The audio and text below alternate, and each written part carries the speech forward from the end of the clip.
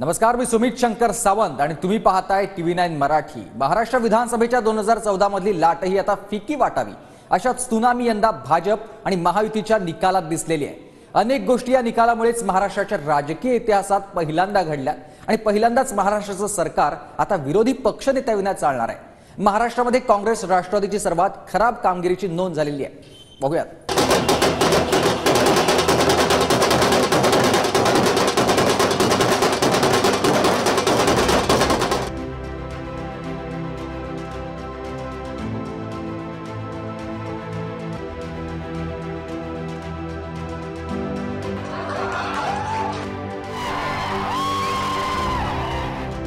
राष्ट्रीय राजकारणात मोदींच्या उदयानंतर 2014 साली भाजपची जी लाट महाराष्ट्रात आली होती त्यालाही फिकट ठरवत यंदा भाजपची सुनामी आली आहे।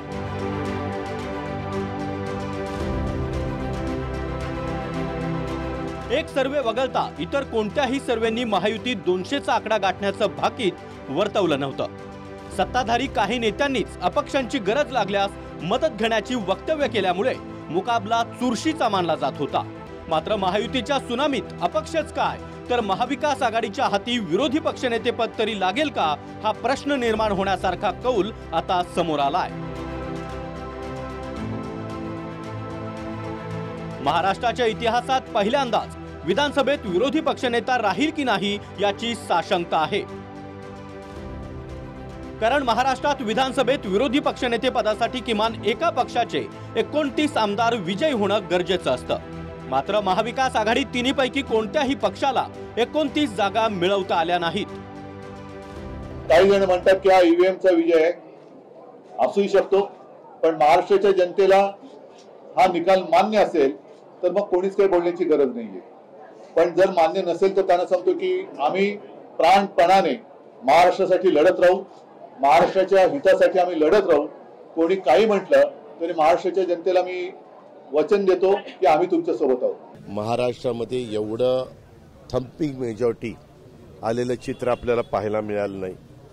पत्रकार मित्रांनो, मला आश्चर्य वाटतं की ह्यावेळेस 29 पर्यंत आकडा कुणाचा न गेल्यामुळे विरोधी पक्ष नेत्याची जागा पण भरली जाणार नाही, कारण मिनिमम 29 जागा त्या पक्षाच्या लागतात। आपण पण पाहत असाल, हाच महाराष्ट्र ज्यांनी आम्हाला लोकसभेत आशीर्वाद दिले, हाच महाराष्ट्र ज्याच्यात आपण पाहतो संपूर्ण महाराष्ट्रात एक साधारणपणे आपले लाट दिसत होते आणि जे निकाल आम्हाला अपेक्षित होते किंवा सर्वांनाच अपेक्षित होते, मला वाटत नाही तसे ते आलेले आहेत। हे मान्य करून पुढे चाललं गेल, पण ह्याच्यात प्रचार कोणी नक्की केला, ईव्हीएमने किती केला प्रचार हे पण आपण बघायला पाहिजे। एक नक्की आहे की ह्याच्यात महाराष्ट्राने मतदान केले की ईव्हीएमने केले, हा एक मोठा प्रश्न आहेच। आता लोकसभेमध्ये आम्हाला अपयश मिळालं तर त्या ईव्हीएमच्याच निवडणुका होत्या, तेव्हा आम्ही म्हटलं नाही की ईव्हीएमच्या निवडणुका आहेत म्हणून मिळालं। आम्ही ते ग्रेसफुली स्वीकारलं, यश किंवा अपयश दोन्ही ग्रेसफुली स्वीकारलं पाहिजे।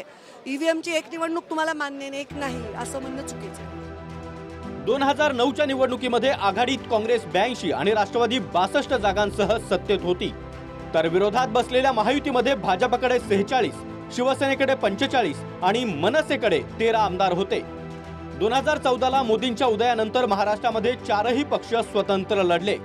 त्यात काँग्रेसची 82 जागांवरून 42 जागांवर घसरण झाली, काँग्रेसला 40 जागांचं नुकसान झालं।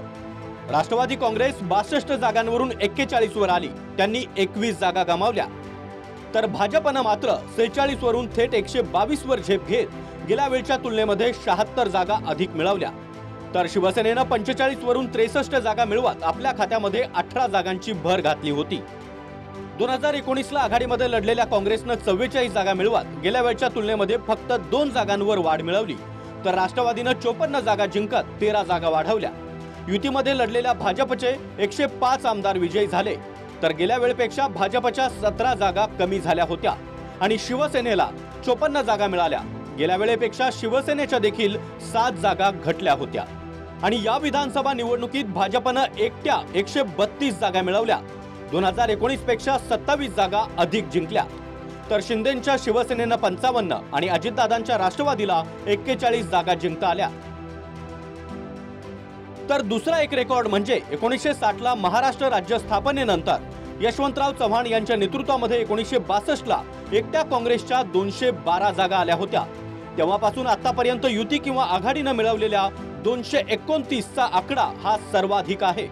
म्हणजे मागच्या अनेक दशकातलं आत्ताचं महायुती सरकार हे सर्वाधिक पसंतीला उतरलेलं आणि लोकप्रिय ठरल्याचं आकडे सांगतायत. एकट्या शिंदेंच्या शिवसेनेला जितक्या जागा मिळाल्या तितक्या जागा महाविकास आघाडीतले तिन्ही पक्ष मिळूनही मिळवू शकले नाहीत.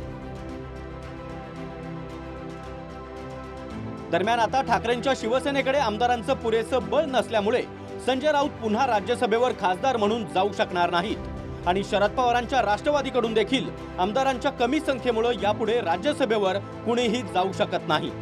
लोकशाही रुद्रनं महायुतीला 128 ते 146 तर महाविकास आघाडीला 125 ते 140 जागा दिल्या होत्या. भास्कर समूहानं महायुतीला 125 ते 140 आणि महाविकास आघाडीला 135 ते 150 जागा दिल्या होत्या. झी न्यूज ICPLच्या सर्व्हेमध्ये महायुतीला 129 ते 159 आणि महाविकास आघाडीला 124 ते 156 जागा दाखवल्या होत्या. तर ॲक्सिस माय इंडियानं महायुतीला 178 ते 200, महाविकास आघाडीला 82 ते 102 जागांचं भाकीत वर्तवलं होतं. मात्र निकालामध्ये महायुतीला तब्बल 225 आणि महाविकास आघाडीला अवघ्या 50 जागा मिळाल्या.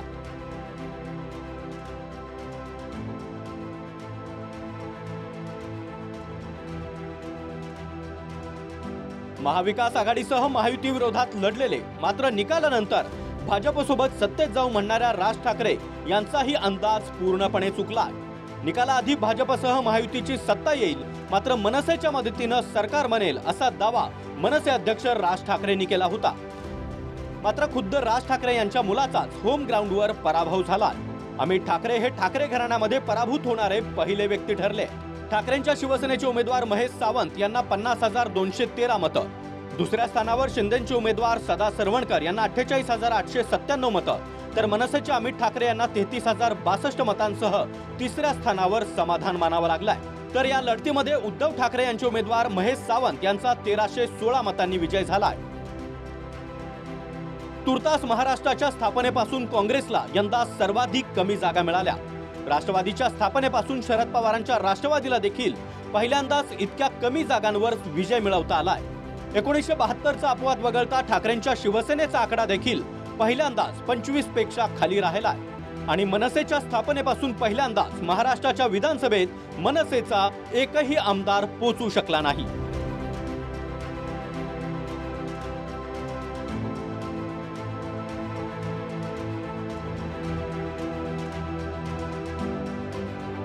Bureau report TV9 Marathi.